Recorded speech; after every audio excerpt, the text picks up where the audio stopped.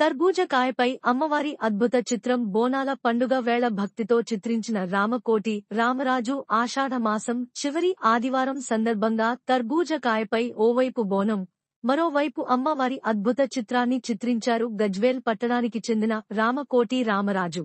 ఆధ్యాత్మిక సేవా కార్యక్రమాలు, భక్తి, సేవా కార్యక్రమాలతో తన ప్రత్యేకతను చాటుకుంటున్న రామరాజు ఈ రోజు మరో ప్రత్యేకతను చాటుకున్నారు.